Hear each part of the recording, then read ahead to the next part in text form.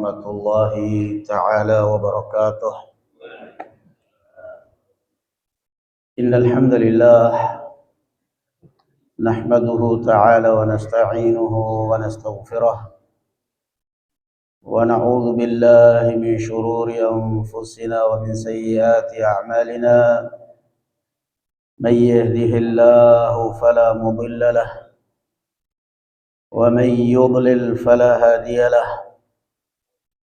أشهد أن لا إله إلا الله وحده لا شريك له وأشهد أن محمدا عبده ورسوله لا نبي بعده. يا أيها الذين آمنوا اتقوا الله حق تقاته ولا تموتن إلا وأنتم مسلمون. يا أيها الناس اتقوا ربكم الذي خلقكم من نفس واحدة وخلق منها زوجها وبث منهما رجالا كثيرا ونساء واتقوا الله الذي تساءلون به والأرحام إن الله كان عليكم رقيبا. أما بعد، alhamdulillah, puji dan syukur kita panjatkan kehadirat Allah Subhanahu wa taala. Salawat serta salam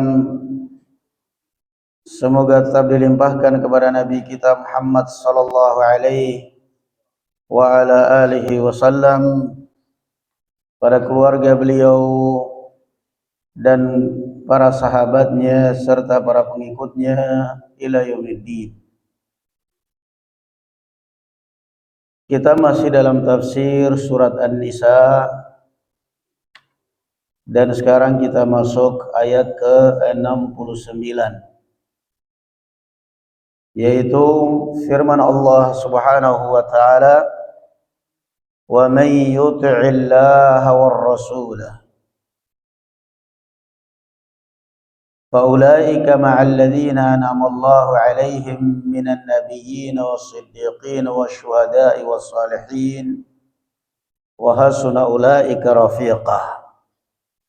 Dan ini juga sudah pernah kita jelaskan bahwa ayat ini adalah tafsir dari surat Al-Fatihah yang setiap salat kita baca, Shiratal ladzina an'amta alaihim. Ya Allah, tunjukkanlah kami jalan yang benar, yaitu jalannya orang-orang yang Engkau berikan nikmat. Dan orang yang diberikan nikmat oleh Allah Subhanahu wa taala adalah dijelaskan dalam surat An-Nisa ayat 69, yaitu An-Nabiyyin Was-Siddiqin Wasyuhada Wassalihin. Itu maksud daripada ayat itu.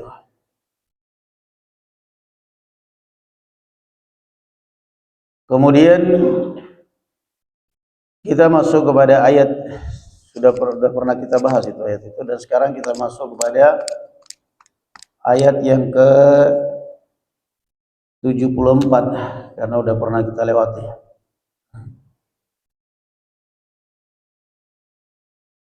Bismillahirrahmanirrahim.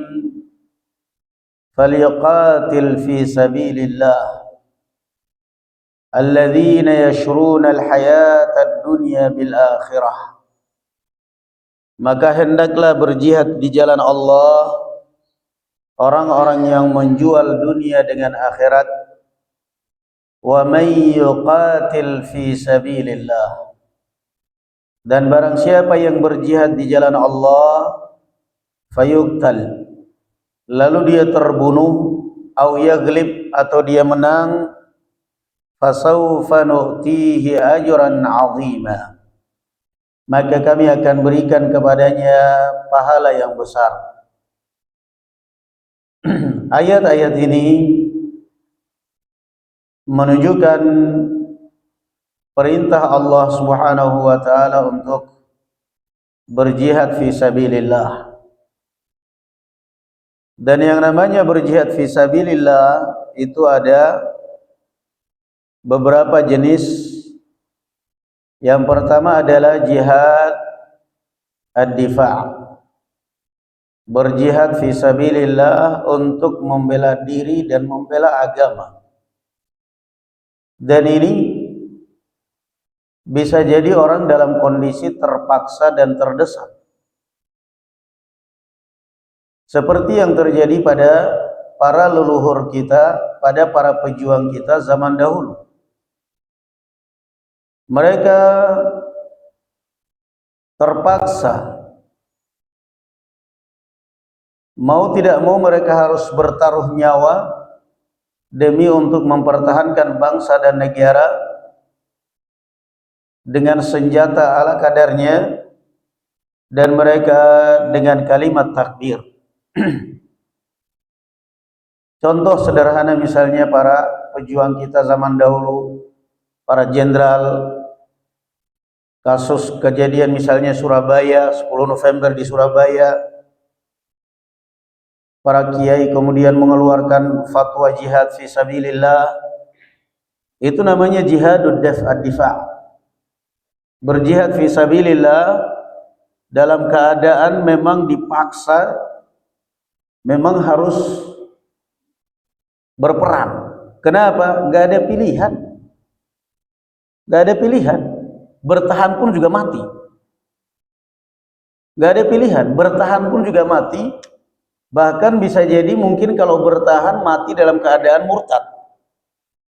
Bisa jadi mungkin kalau bertahan mati dalam keadaan keluarkan dari Islam, diintimidasi, ditekan, di ini dan lain sebagainya, sehingga tidak ada pilihan kecuali kemudian mengeluarkan revolusi jihad fi sabilillah, mengeluarkan resolusi jihad fi sabilillah. Maka para pejuang pun termasuk para santri ikut mengumandangkan takbir kalimat jihad fi sabilillah. Nah, jihadud difa'. Ada yang disebut dengan jihad an-nafir. Jihad karena dikomandoi dan diperintah oleh pemerintah. Dan dua-duanya ini hukumnya wajib. Hukumnya adalah wajib. Pemerintah mengatakan kami tidak mampu. Negara, dan tentunya yang pertama kita jangan pernah berharap jihad. Apalagi mau berharap kapan Indonesia perang, jangan. Itu adalah kebodohan. Karena kalau kita mengharapkan kapan Indonesia perang, artinya kita mengharapkan negara kita kacau. Jangan, justru yang kita harapkan adalah mohon kepada Allah keadilan dan keamanan. Keadilan dan keamanan. Tapi kalau misalnya pemerintah negara kita diserang, nasallallahu salamatu wal afiyah, atau negara diserang, kemudian pemerintah membutuhkan bantuan, dan kemudian mobilisasi para pemuda untuk kemudian dilatih dan diberangkatkan dan diperintah untuk berangkat berjihad ke medan tempur, maka wajib hukumnya. Maka wajib hukumnya dalam rangka mempertahankan negara. Falyuqatil fi sabilillah alladzina yashruna al-hayata ad-dunya bil akhirah. Dan kalau ada pertanyaan, karena ini termasuk juga syubhatnya orang yang sebagian orang yang tadinya muslim, bahkan kadang diulamakan kemudian murtad, dan dia menghujat Islam dengan Al-Quran. Bahkan dia bangga dengan agama barunya, dengan Kristennya dia bangga. Kenapa? Di dalam Al-Quran itu perintah jihad. Jihad itu kan membunuh orang. Sementara saya mendapatkan di dalam agama baru ini kasih Tuhan, kasih Tuhan. Kenapa cuman kasih Tuhan yang kamu bawa? Kamu gak sadar kamu di dalam umatmu dibilang gembala. Gembala kekasih Tuhan. Sementara di dalam agama Islam dimanusiakan, manusia dimanusiakan. Ya bani Adam, wahai bani Adam. Ya ayyuhal insan, wahai manusia. Ya ayyuhalladzina amanu, wahai orang-orang yang beriman. Nah, dimanusiakan di dalam Al-Quran, memuliakan manusia. Ya bani Adam, ya ayyuhal insan, ya ayyuhalladzina amanu. Ya ayuhan nas, ya bani Adam, wahai bani Adam. Manusia di dalam Al-Quran dimuliakan. Kok tiba-tiba di dalam agama kamu berubah jadi wahai para gembala-gembala kekasih Tuhan? Tidak memanusiakan manusia itu namanya. Manusia diturunkan derajatnya kepada derajat kambing. Orang kadang-kadang mengatakan di dalam Al-Quran itu perintah jihad. Kamu tidak faham Al-Quran secara kafah, secara sempurna. Anda tidak pelajari Al-Quran dan Anda tidak baca Al-Quran.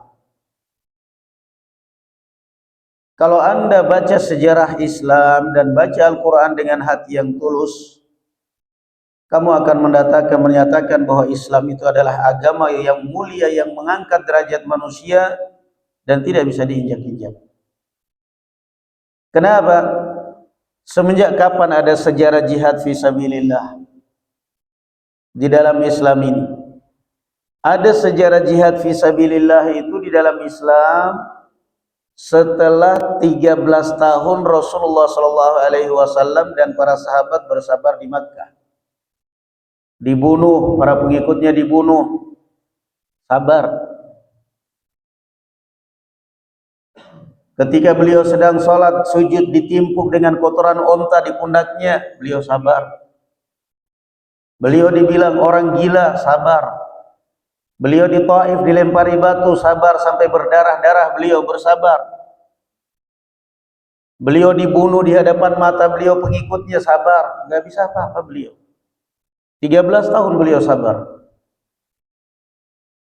Beliau sabar 13 tahun, namun sama sekali tidak membuahkan kebaikan.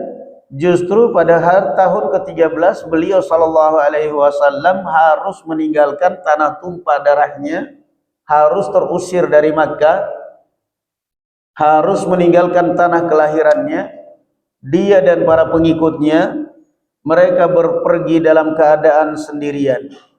Rasulullah SAW pergi dalam keadaan pakaian di badan, tidak bawa apapun, anaknya, istrinya, rumahnya semuanya di Makkah.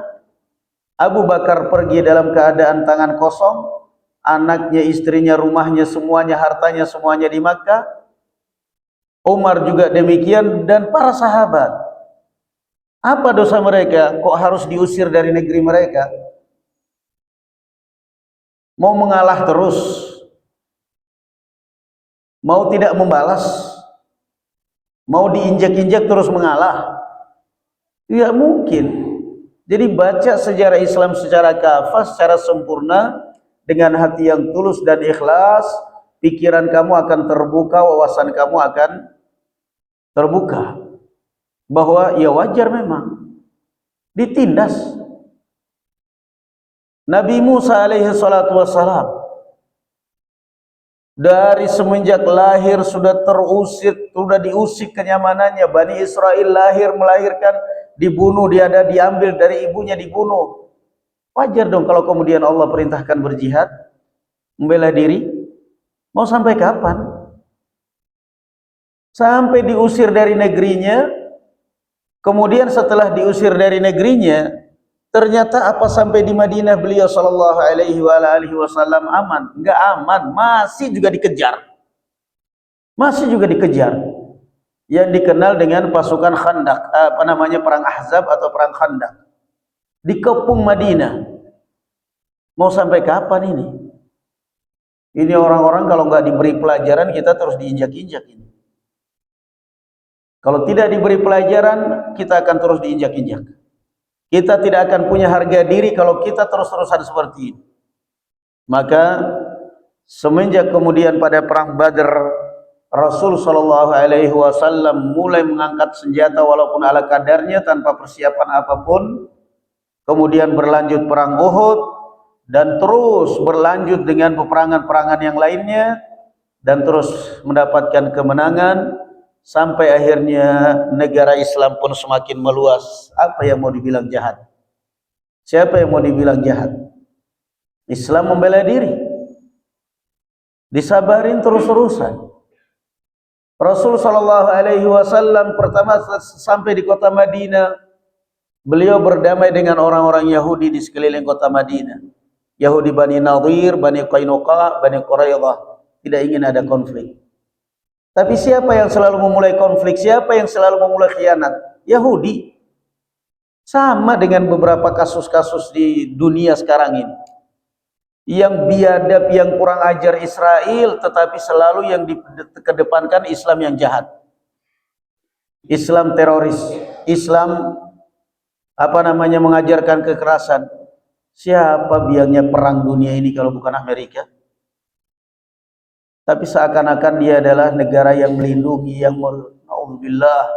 Semoga Allah Subhanahu wa taala binasakan mereka semuanya.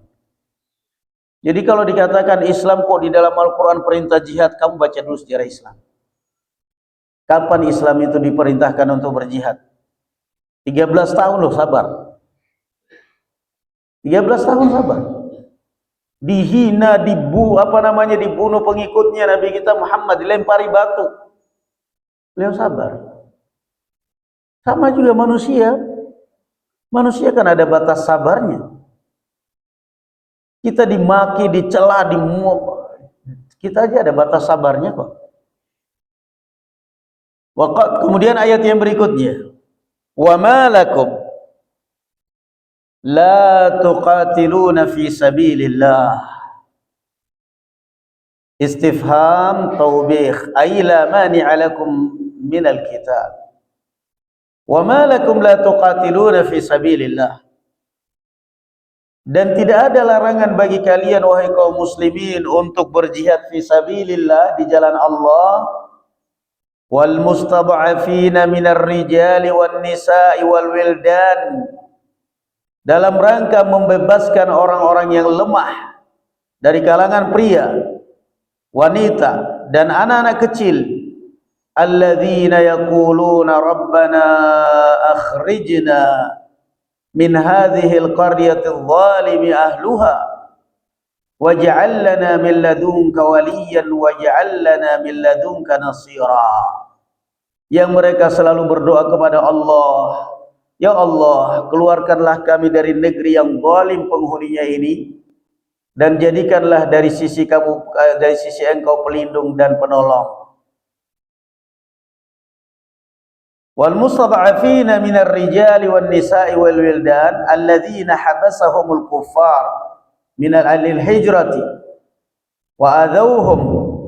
Qala Ibnu Abbas radhiyallahu anhu, kuntu ana wa ummi minhum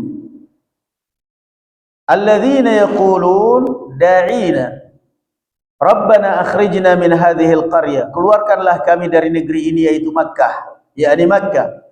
Adh-dhalimi ahluha, yang zalim penghuninya dengan kekufuran.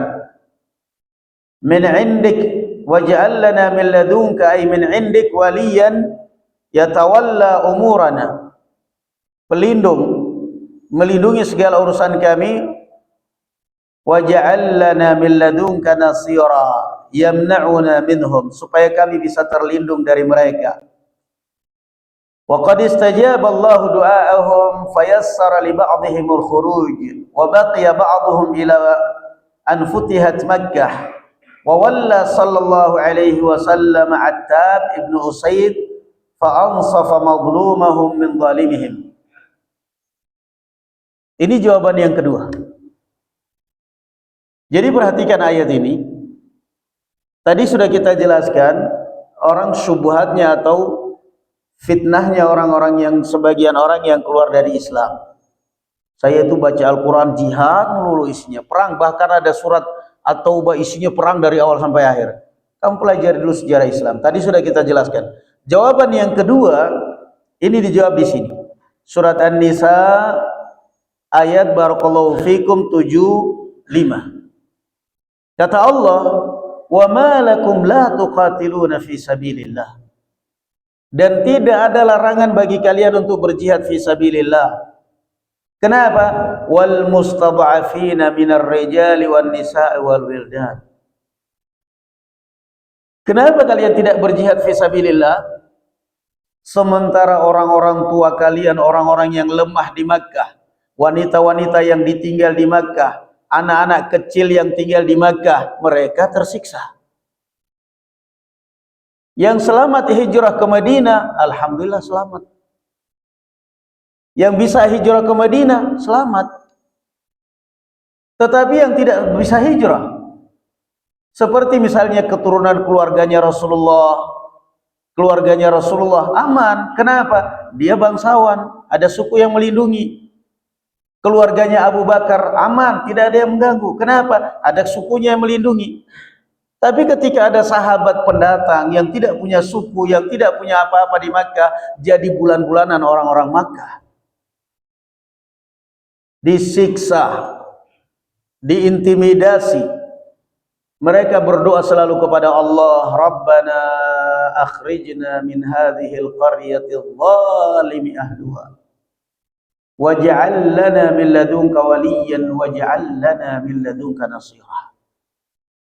Ya Allah, keluarkanlah kami dari negeri yang zalim ini penduduknya, yaitu Makkah. Kata Ibnu Abbas, saya dan ibu saya termasuk mereka. Ibnu Abbas belum bisa saat itu, masih kecil, sehingga dia dengan ibunya di Makkah. Maka mereka terus berdoa kepada Allah Subhanahu wa ta'ala.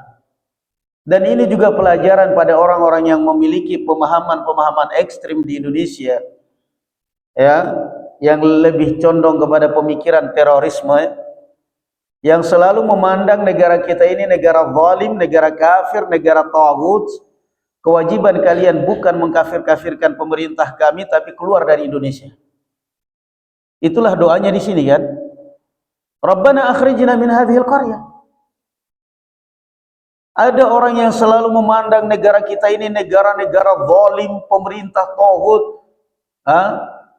Saya pernah marah pada orang, Ustaz, boleh nggak kita mendoakan pemerintah dengan laknat? Kamu kalau nggak senang dengan pemerintah, keluar dari Indonesia. Tolong jangan doakan laknat. Karena kalau pemerintah ini kena laknat, laknat itu kamu tahu nggak? Laknat itu artinya dijauhkan dari rahmat Allah. Kalau pemerintah sudah jauh dari rahmat Allah, tinggal zalimnya, siapa yang merasakan akibatnya? Masyarakat. Kamu kalau nggak senang, kamu kalau nggak melihat bahwa pemerintah kita ini, negara kita ini negara zalim, pemerintah kita ini zalim, pemerintah ini taghut, negara kafir, kewajiban kamu jangan tinggal di negara taghut. Kamu keluar sana, bikin paspor, kayak keluar sana, tinggal di Israel, tuh negara dambaan kamu. Sana biar digantung sama IDF sana. Kadang-kadang orang nggak bersyukur, otak seperti ini tuh bocor halus. Masya Allah, nikmatnya tinggal di Indonesia, aman, tenang. Saya sering mau, kalau ada orang seperti itu, sering saya labrak kayak, apa? Kenapa mulut kamu? Kenapa mulut kamu selalu fokus mendoakan laknat, mendoakan, apa susahnya kamu doakan kebaikan? Kamu menginginkan negara kamu kacau atau baik? Kalau menginginkan negara kamu baik, ya doakan kebaikan. Kalau kamu melihat pemerintah zalim, negara banyak maksiat, doanya kamu bukan mendoakan laknat kepada pemerintah. Doanya seperti di ayat ini, Rabbana akhrijna min hadhil qaryati adh-dhalimi ahluha. Ya Allah, keluarkanlah saya dari negeri Indonesia ini. Kamu nggak usah doa. Mau keluar dari Indonesia nggak usah doa. Nggak usah doa. Daftar sana ke Papua jadi OPM sana. Kalau nggak sana daftar di Israel sana. Sosokan ini yang kadang-kadang ajaran-ajaran Islam radikal seperti ini yang merusak citra Islam. Mengatasnamakan Islam, mengacak-acak negaranya sendiri. Apa mereka tidak mampu di Makkah untuk membentuk suatu kekuatan untuk kemudian menggerakkan bergerak di Makkah? Mereka mampu, tapi Islam tidak pernah mengacaukan negara. Islam tidak pernah meneror negaranya. Islam tidak pernah mengajarkan untuk meneror negara, meneror pemerintah, mendoakan kejelekan pada pemerintah. Tidak akan pernah suatu pemberontakan kepada pemerintah kecuali berujung dengan keburukan. Di semenjak dimulainya ke pemberontakan kepada Utsman bin Affan radhiyallahu anhu arda. Ayat ini mengajarkan. Jadi dari sisi lain, kenapa kalian tidak berperang fisabilillah? Kenapa kalian tidak berjihad fisabilillah? Sementara anak-anak kalian di Makkah, anak-anak kalian, keluarga kalian di Makkah disiksa, dizalimi, diintimidasi. Ya wajar dong. Nah, mereka berhijrah. Ada seorang sahabat yang namanya barakallahu fikum Abu Jandal. Abu Jandal bukan Abu Jandal. Abu Jandal beliau di Makkah nggak bisa hijrah. Beliau diikat oleh orang-orang Makkah, dirantai kakinya, dipenjara oleh orang-orang Makkah, disiksa oleh orang-orang Makkah. Dia nggak bisa apa-apa. Sehingga ketika dia mendengar Rasulullah sallallahu alaihi wasallam sedang berada di Hudaybiyah, beliau radhiyallahu anhu arda memberontak dan berhasil melarikan diri dengan rantai di kakinya sampai ke Hudaybiyah. Nah, Abu Jandal. Kemudian dia datang dan membanting dirinya di pangkuan Rasul sallallahu alaihi wasallam. Barusan Rasulullah menandatangani kesepakatan perjanjian dengan kaum musyrikin Makkah. Di antara dekret dalam perjanjian kesepakatan di Hudaybiyah itu, kalau ada orang-orang Madinah yang lari ke Makkah, kami tidak akan kembalikan. Ini kesepakatan yang dibuat oleh orang-orang kafir Quraisy. Delegasi mereka saat itu adalah Suhail bin Amr. Tapi kalau ada orang-orang Makkah yang lari ke Madinah, masuk Islam dan bergabung kepada kalian, wajib kalian kembalikan. Ya Allah, ini adil banget nih syaratnya, perjanjiannya. Dengan sangat terpaksa ditandatangani oleh Rasul sallallahu alaihi wasallam demi untuk masa depan Islam. Memperjuangkan Islam itu tidak dengan kekerasan. Memperjuangkan Islam itu dengan bijak. Ud'u ila sabili rabbika bil hikmah, dengan bijak, bukan dengan kekerasan. Makanya kalau ada orang yang keras lesannya, ceramah isinya nantang melulu, ya, udah gitu ngaku-ngaku turunan Nabi. Kalau udah ceramah isinya ngamuk melulu, Islam nggak pernah seperti itu. Kalau sudah ceramah maki sana, maki sini, pemerintah dimaki ini, dimaki itu, Islam nggak begitu. Caranya nggak seperti itu Islam. Nggak ada. Itu subhanallah, perjanjiannya luar biasa, sangat merugikan Islam, sangat merugikan Rasul sallallahu alaihi wasallam, dan menguntungkan orang-orang kafir Quraisy. Kalau ada orang-orang Madinah yang ke Makkah, kami tidak akan pulangkan. Tapi kalau ada orang Makkah lari ke Madinah masuk Islam, wajib kalian pulangkan. Ya Allah, kayak gini banget. Tanda tangan. Udah, enggak apa-apa udah. Demi untuk masa depan Islam, kita masih lemah, enggak apa-apa, ngalah dulu aja. Baru selesai ditandatangani, datang Abu Jandal dalam keadaan kaki terbelenggu. Ujiannya langsung datang. Ujiannya langsung datang ya. Nah, ini wahai Muhammad, kata Suhail bin Amr, sudah ditandatangani perjanjian. Mau apa lagi ini? Mau membela satu orang, mengorbankan satu negeri? Gak mungkin. Maka Rasul sallallahu alaihi wasallam pun melepaskan Abu Jandal kepada utusan orang-orang Quraisy. Ya, mau apa lagi? Ya Rasulullah, kata Abu Jandal, saya sudah capek-capek menyelamatkan diri dari orang Quraisy, kaki saya masih dibelenggu, belum lepas. Saya dipulangkan ke Makkah lagi. Kata Rasul sallallahu alaihi wasallam, Allah yufarrij ank. Allah akan memberikan kemudahan, Allah akan berikan jalan keluar. Saya tidak akan mungkin mengkhianati janji. Sudah tanda tangani, sudah enggak mungkin. Silahkan bawa. Ya Allah, dengan sedih, penuh pilu dan sakit hati dia harus kembali digiring ke Makkah, padahal dia sudah berjuang mati-matian. Tapi apa? Yang namanya orang kalau hatinya bersih, orang itu pegangnya. Orang itu kalau hatinya bersih, ada aja akal sehatnya muncul. Tapi kalau orang hatinya nggak bersih, nggak bakal ada akal sehat.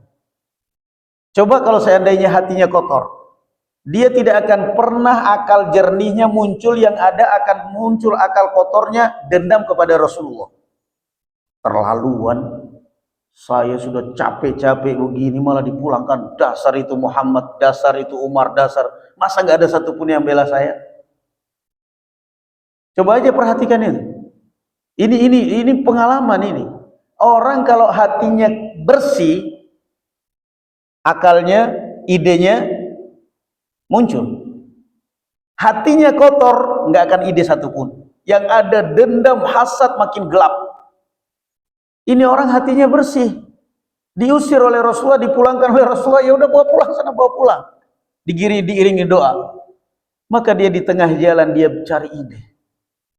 Dia pura-pura baik, pura-pura simpati kepada orang pengawalnya, 2 orang yang ngawal dia dari musyrikin Makkah ini.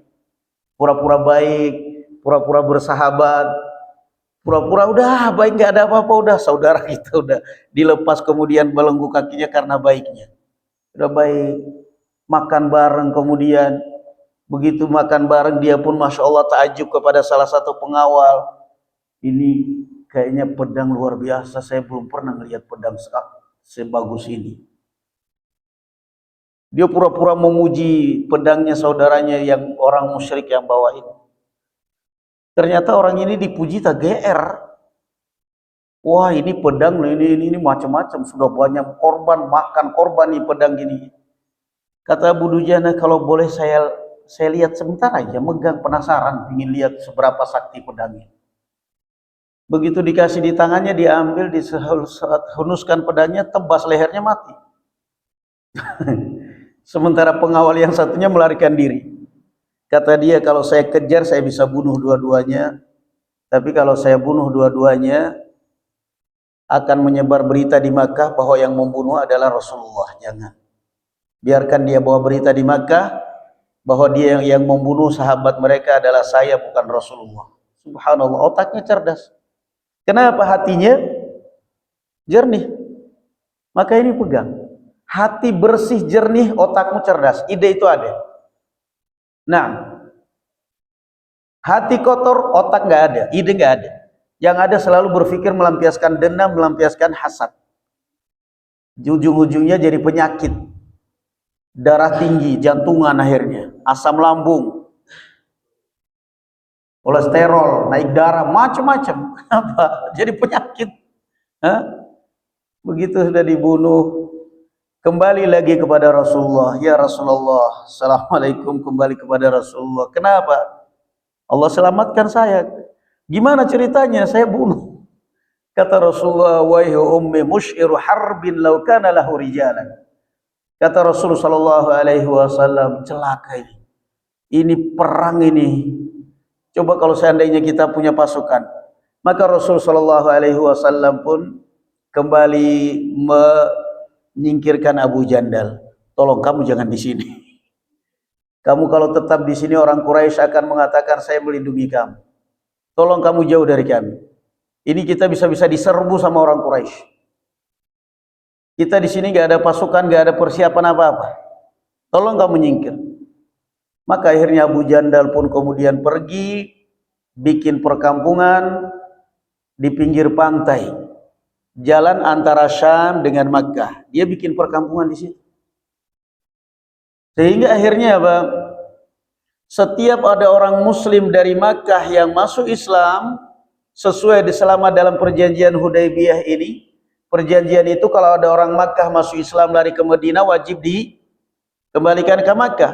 Maka selama dalam perjanjian ini belum dicabut, setiap ada orang muslim masuk Islam, dari Makkah masuk Islam, bukan lari ke Madinah tapi lari ke kampungnya Abu Jandal ini.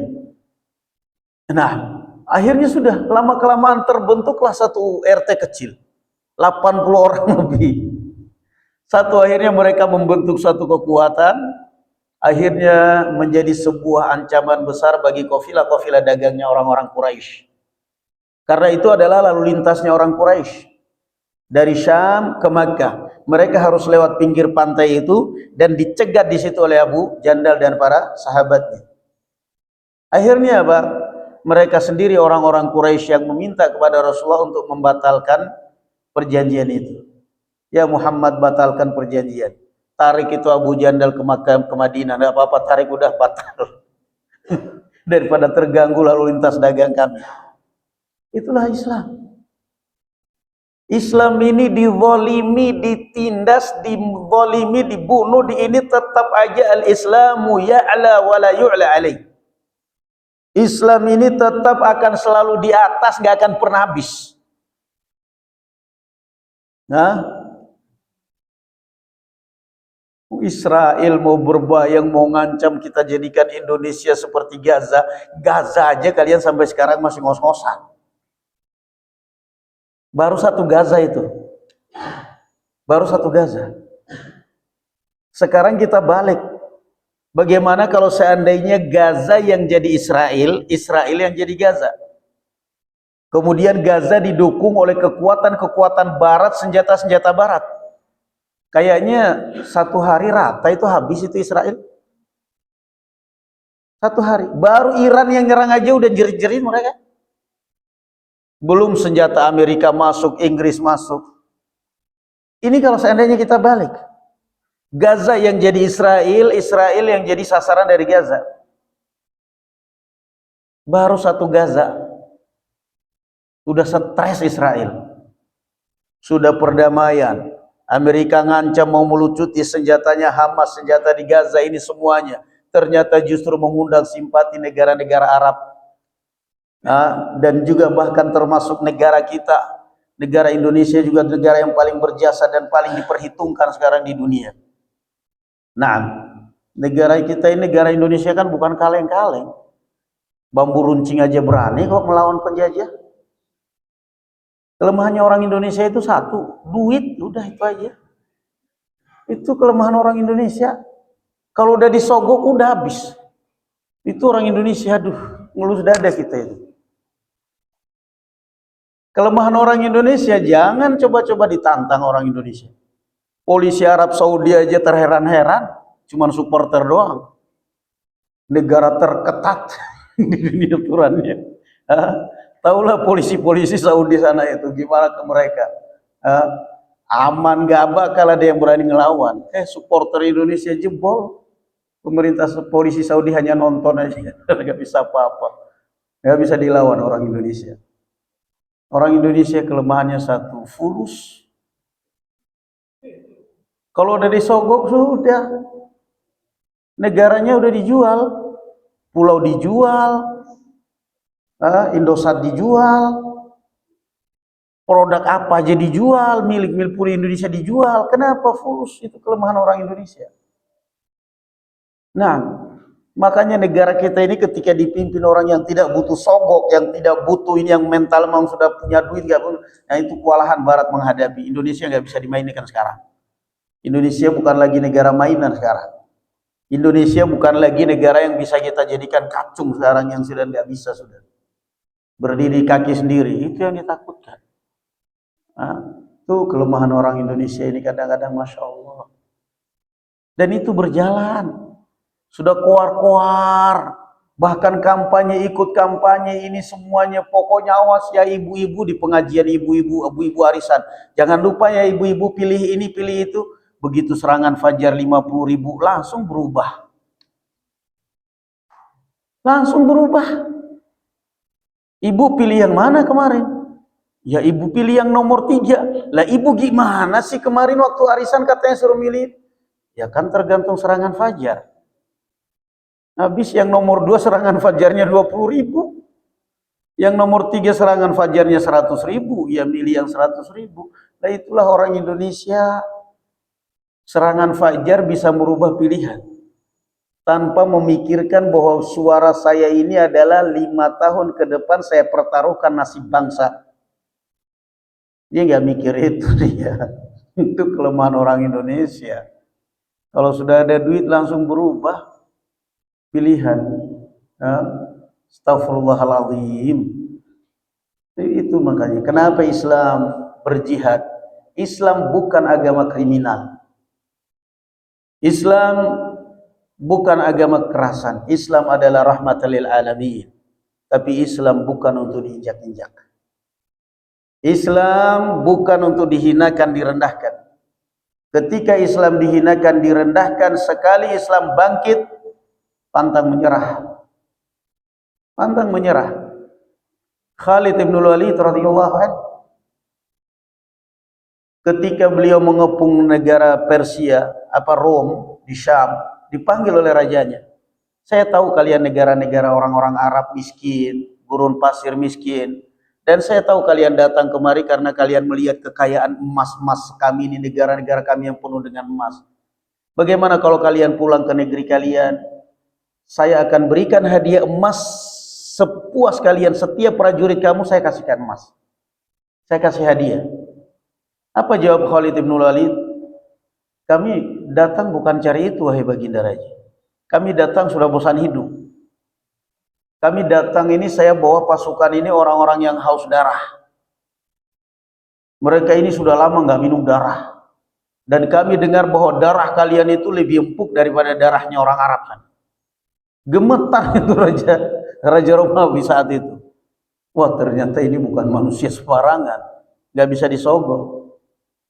Nah, gemetar mereka. Setelah perang berkecamuk, mereka mengalami kekalahan. Subhanallah, itulah Islam. Al-Islamu ya'la wa la yu'la alaih. Islam ini akan selalu menang.